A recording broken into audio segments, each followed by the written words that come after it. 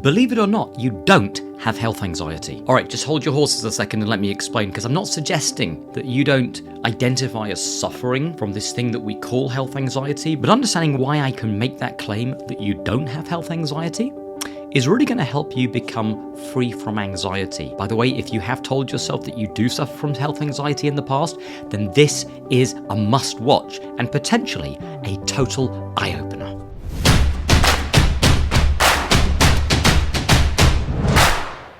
So before we dive into the health anxiety stuff, let me take 30 seconds and explain what this channel is all about. My name's Howard Cooper, and for almost 20 years, I specialise in helping people to become free from anxiety. As an ex-anxiety sufferer myself, I like to bring to your attention the stuff that really works, that made a difference to me and the thousands of people I've also helped. If that's the sort of stuff that you like the sound of, then click subscribe, make sure you never miss an episode, and share, like, and comment. For me, when I talk about people suffering with health anxiety, I'm talking about that mechanism where they come and they tell me that every little thing that they have wrong with them sends them into a spiral of catastrophic thinking relating to their health. So they have a headache, and instead of it just being, yeah, I have a headache, they then spiral into these thoughts of, it's probably a tumour.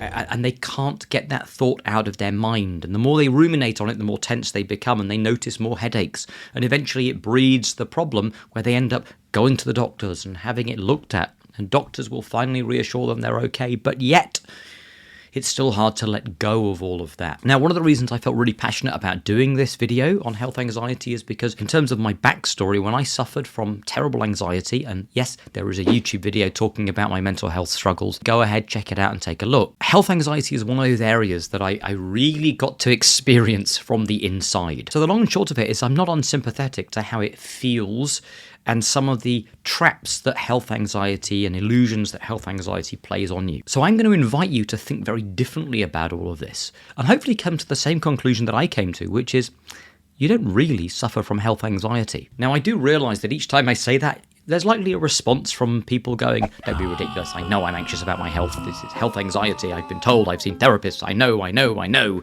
it's got to be. So I do invite you to be totally open-minded and just to step back and ask yourself, is there something new that I could gain from this? And I'd like to share a story, a true story of something that happened to me. I like spicy food, by the way. I really like spicy food. The hotter, the better.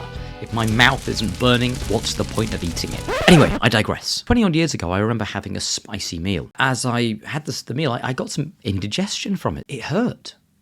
And I was thinking, this is a bit strange. I don't normally get acid indigestion. And with my anxiety tendencies, I began to think to myself, could it be something serious? What if it's esophageal cancer? And the moment I had that thought, what if it's esophageal cancer? I started thinking, oh my God, well, hang on, what if? And I started making these images of having esophageal cancer. And of course, the more I got absorbed into those images, the tenser I became. And the more I noticed the pain. And the more I noticed the pain, the more I got absorbed in the story. And it became a loop. And eventually it got to the point where I had to take Gaviscon. And I tried to put it out of my mind. But of course, it was struggling to do that, and I had a restless night, and I woke up in the morning. Surely I would be better after digesting all that food, but no, it was still there. Well, likely because I spent the whole night not really sleeping and being too anxious. And you know what can cause acid indigestion and reflux? Anxiety and tension, not allowing your body to digest things in the way it should. Here's what happens. I wake up in the morning now, and I'm going, but I can still feel it. Therefore, maybe there is something really seriously wrong with me. And this went on for a little while. And it got to the point where for about a month, it was just in pain every time I ate anything. And it was ongoing. And it got to the point where I couldn't have a meal without having some antacids.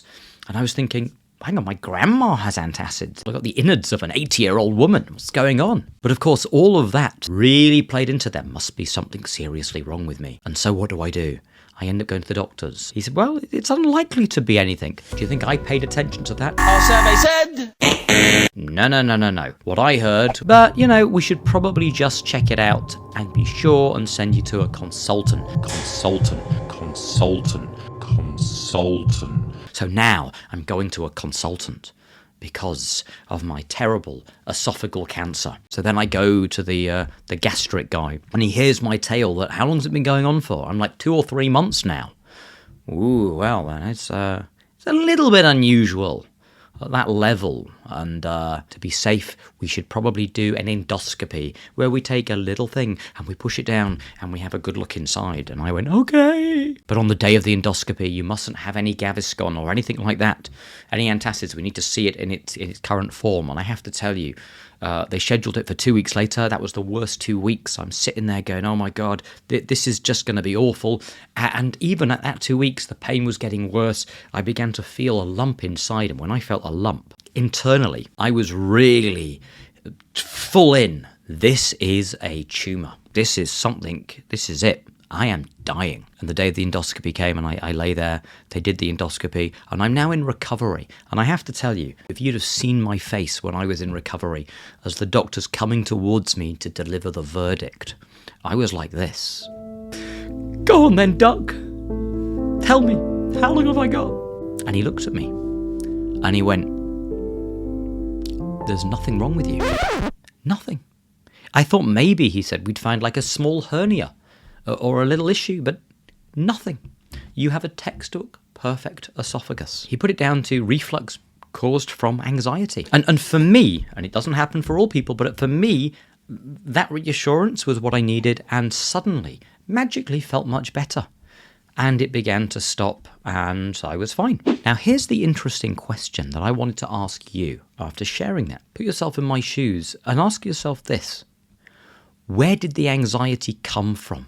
Like, in my head, my anxiety was coming from esophageal cancer, but they didn't find esophageal cancer. In fact, they found nothing wrong with me.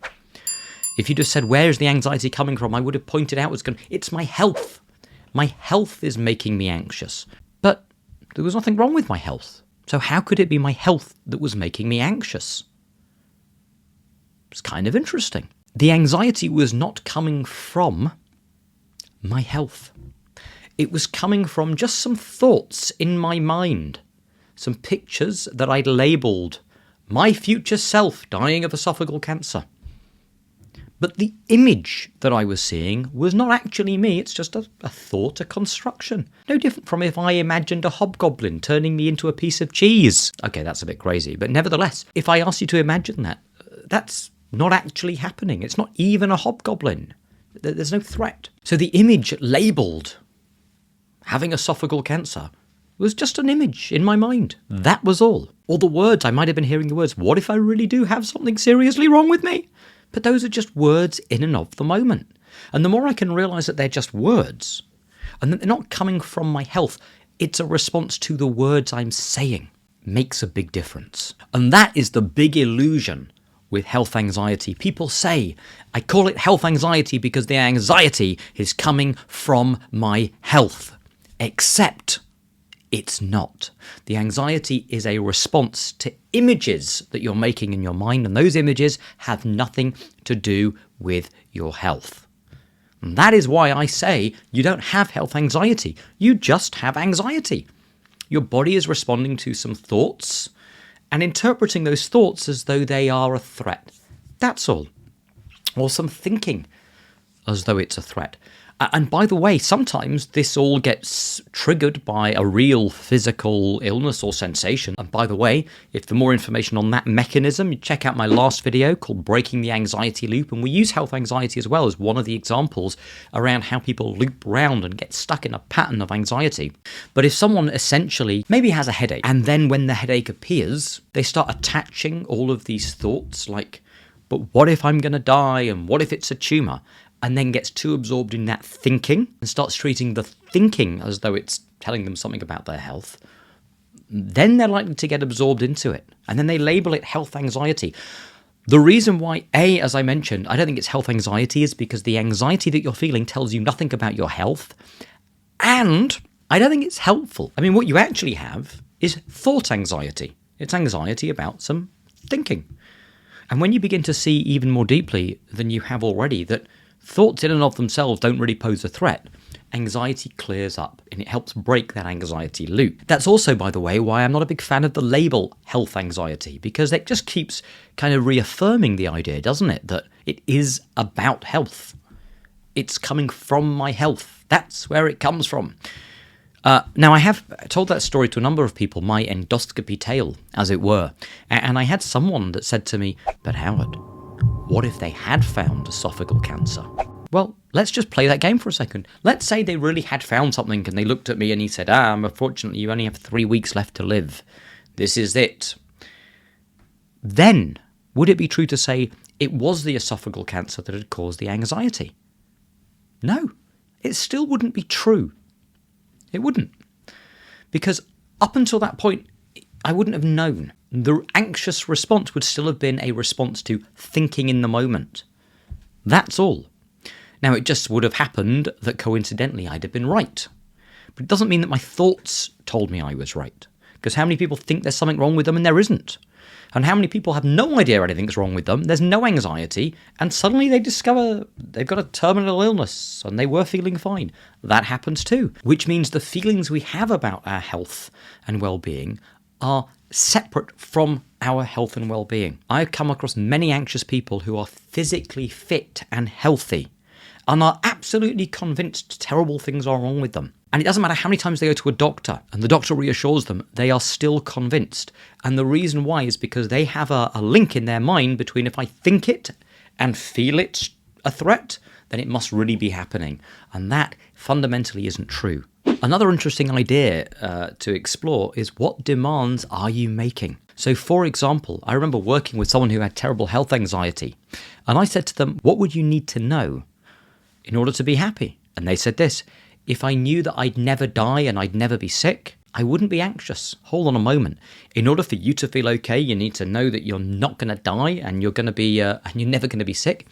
If you hold those ideas as true, you have nowhere but to go but anxiety and feeling trapped. So sometimes, by the way, this may be a topic for a future YouTube, but sometimes there's merit in really thinking about death and exploring negative thoughts and accepting some of the things that we don't really like the idea of, but coming to terms with them as truths that we have to face. That can also make a huge difference. I would love to know what you think. So if you've identified as having health anxiety, did you get this? Did this help? Did this change your perception of it? If not, tell me why or what you got from it. As always, like, share, and comment, and spread the word. That way YouTube knows this is content worth sharing, and thanks for joining.